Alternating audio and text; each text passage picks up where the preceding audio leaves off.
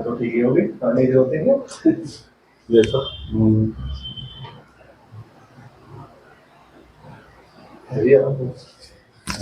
Hello viewers, हमारे सामने mister Kartik बैठे हुए हैं। इनके L5S1 में डिस्क बल्ज है, जिसकी वजह से इन्हें लोअर लंबर में पेन आ रहा था।